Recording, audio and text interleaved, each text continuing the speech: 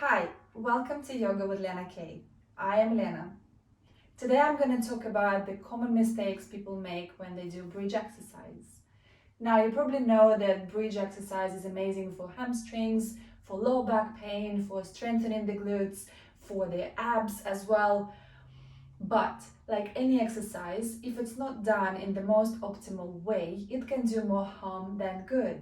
So let's see what those common mistakes are and how to avoid them.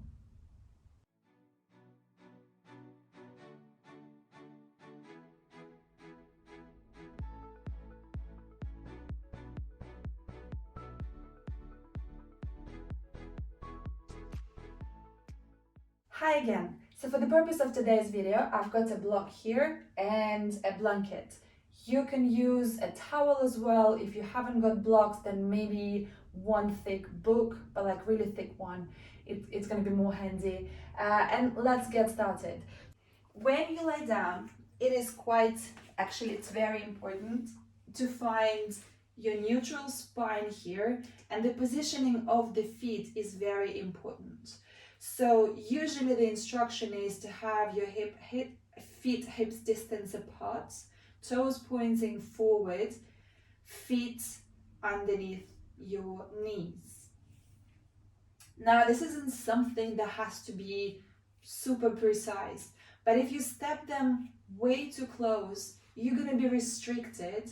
Some of you are definitely going to be restricted in your movement. If you step them way too forward, then you're going to take the load off your glute here. So first, feet, place them underneath your knees, toes pointing forward, and arms by your side. Have your spine in neutral. If you're lying like this isn't optimal unless you have hyperlordosis, and that is a different story.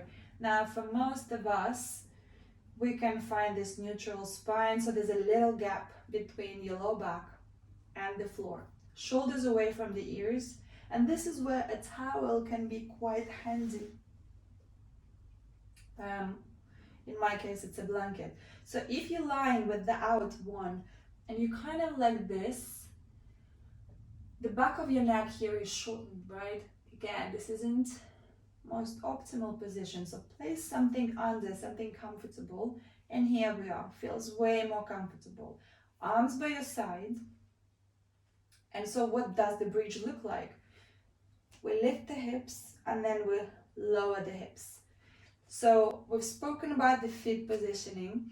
Now let's talk knees. Sometimes when people come up into bridge, their knees open out wide. And glutes here are not really working. What's working here is our external hip rotators.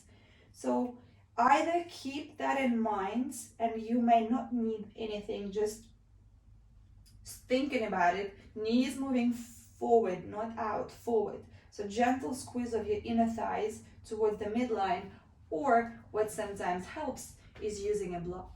So you place it in between your knees, and when you raise your hips, for the block not to fall, you have to squeeze it, right? So lift and lower. All right. Third rather. When you raise your hips, give your body a little squeeze at the top. Nothing too excessive, but just an extra squeeze. And try and have your spine in neutral here. So same on the way up and on the way down. If it's uncomfortable for your low back, what you can do is tuck your tailbone under. Posterior pelvic tilt. And then you lower. Another thing that can happen is when you lift, and some people lift their hips so high, we'll move on to the shoulders and the neck in a moment, but their ribs kind of open up wide. Try and keep them drawn in. Maybe you don't go as high and you work here. Lift, spine remains in neutral, and lower. So you can use your hands as well, like I am showing, to make sure ribs are not moving away from the center. Also, when you lift the hips too high, what can happen is the weight goes into your neck and head. And now your neck is compressed and it can be really uncomfortable. Try and keep your weight in your shoulders. So less up here, more here. And then here we are. Now arms by your side. And as you're going through the exercise, try to look towards the ceiling. So don't look around what's going on. Focus on the exercise itself. Feet, knees, hips, lower back, ribs, shoulders, neck, head. Many things to think about. But in order to do the most benefits of the exercises, we need to learn to do them in the most optimal way.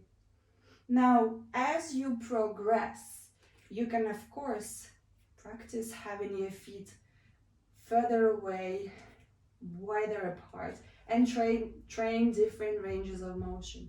But this is something in the future. For now, just learn how to do it with all those points I have spoken about. I hope this information was useful. If you enjoyed, hit the like button. Let me know if you are making any of these mistakes in your bridge exercise, and let me know how it goes moving forward. Take care, don't forget to subscribe. Sending all my love your way.